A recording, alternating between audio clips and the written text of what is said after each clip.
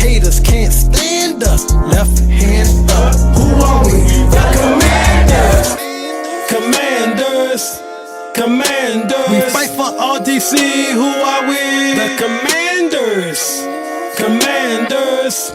Commanders. Left hand up. Who are we? Welcome back, fans. This is the Ballroom News. So, like I said, all my Commander fans, even the people who don't watch Commanders but still want to be a part of the Ballroom, everybody come on and listen as Sergeant Suave speak on what's going on with the Commanders. So week 1 is in the books. First game in over 20 years that the ownership of the name we don't speak of anymore is gone. In the beginning, we had this feeling of, it's a new day, yes it is. Then, as the game progressed, then the feeling of,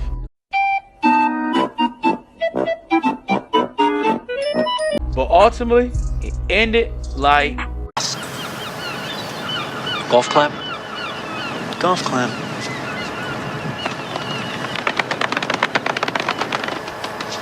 So whether good, bad, or ugly, only thing is, a win is a win. A win is a win. I don't care what y'all say. A win. Now I know what some of y'all are thinking when it comes to the Cardinals. They're tanking. They weren't really playing hard. They're losing on a good note to get Caleb Williams in the next draft. But if you have eyes and watch that game, apparently the players didn't get that breakfast memo to lose the game. They were looking to win. And who could blame them? Basically, the NFL and the fans feel like they are the worst team in the league and are willing to be that way to get Caleb Williams and trade Kyler Murray. They got an unproven head coach whose motivation video couldn't motivate a soul. And they got rid of one of the best receivers in the league in DeAndre Hopkins. And then still Kyler Murray. Even all of that, they were going against a team who has a quarterback who is technically in his first season. That last game against the Cowboys, some people don't really consider that a game. Even though we do glad he beat the Cowboys because we don't like the Cowboys. But this is technically his first season. So you have that. We have a great offensive coordinator in Eric Bieniemy in his first season with the Commanders. Yes, he was with the Chiefs. Yes, he was with them for years. Yes, in 5 years in the time that those time being with them, 3 Super Bowls, 5 championships. Yes, 5 AFC championships. But it's the first year with us. New ownership. And a star defensive player, Chase Young, who hasn't been playing. More on that later as well. So this game, while many fans, including myself, believe we should win hands down, I know from a football player standpoint, being thrown away like trash and looked on to the next week will get you very angry and be like, oh, you don't respect me? I'm going to make you respect me. And that's how the game looked. But if you didn't watch the game and just saw the stats, you would think the Commanders had a decent game. For instance, Sam Howell completed 19 of 31 passes for 202 yards, 1 touchdown and 1 interception. He added 2 rushes for 11 yards and a rushing touchdown, becoming the first Washington quarterback to do that since Jay Schroeder in 1986 in a Week 1 game. Brian Robinson Jr. ran 19 times for 59 yards and a 7-yard touchdown reception. Washington did not allow an offensive touchdown in a Week 1 game for the 7th time in franchise history. That was the first time since Week 1 of the 2004 season, 19 years ago. Washington held Arizona 4 of 14 on 3rd down, the 10th lowest opening week percentage in franchise history. On to the defensive side, Montez Sweat, who deserved the game ball for real, because listen to this, had 2 sacks, 2 forced fumbles, 2 tackles for a loss, and a quarterback hit, and became the first Washington player to record 1.5 or more sacks, 2 or more forced fumbles in a single game since Brandon Merriweather in 2014. You hear all of that, right? And then you think, so why was the score 20-16? Well, I'm glad you asked. First half, the offense struggled against the Cardinals. But once again, that was expected. Well, for me. Because everything is first. Like I talked about Eric Bieniemy. Like I talked about Sam Howell. Like I talked about the ownership. Everything is literally a first. Even though we have players that were there since last year and players that were there for years before, it's a first because the feeling in the building is a first. The feeling of no big distractions. I mean, you have it's NFL team. You gonna have some distractions here and there, but the biggest one of the person we don't speak that name of no more is gone. So it's a first to feel like it's relaxed. So everything is a first. And once again, when it comes to a first offensive coordinator, it's a new system. And they must learn this new system because sometimes it does take time for a system to be perfected.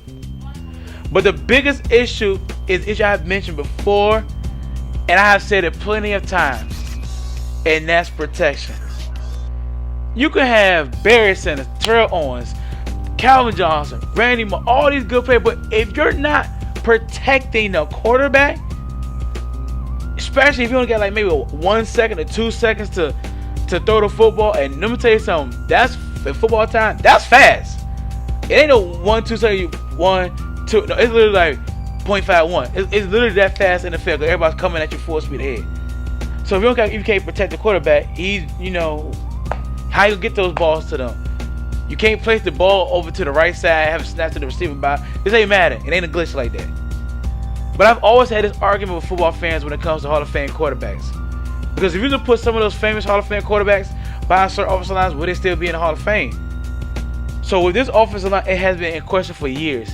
Even when we had Trent Williams, the offensive line on the other side was average at best. So in this game, Commanders allowed 6 sacks, while I admit a couple of times it was Howell's fault. The other time, it just let the offensive line was just paperweight for the defense. Cardinals was blitzing a good number of times. And they were looking to put some heat on Howell. Absolutely. Pause. Oh, that was crazy. Late hits, roughing the passer, personal fouls, and they were rushing 5, sometimes 6 players towards offense. But ultimately, it was too many mistakes, to be honest.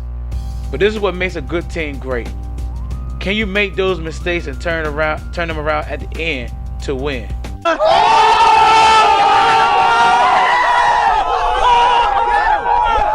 And they did.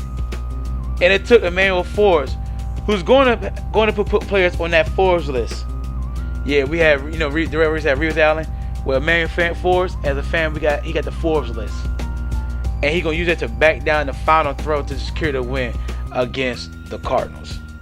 Now that was Week 1's preview. Week 1's recap. But we're gonna take a break, and when we come back after the break, we're gonna do a preview to Week 2, talk about some of the injuries, and then we're gonna get on, and we're all gonna sit back and watch. And I'm gonna give my prediction who's gonna win between the Commanders and the Broncos. Now stay tuned, y'all. Don't leave the ballroom. You go take a bathroom break. Go to the vending machine. Go get some snacks. We'll come back to the ballroom because this presentation we ain't finished yet. We got more to go. Stay tuned, y'all. In the criminal justice system, sexually based offenses are considered especially heinous. In New York City, the dedicated detectives who investigate these vicious felonies are members of an elite squad known as the Special Victims Unit. These are their stories.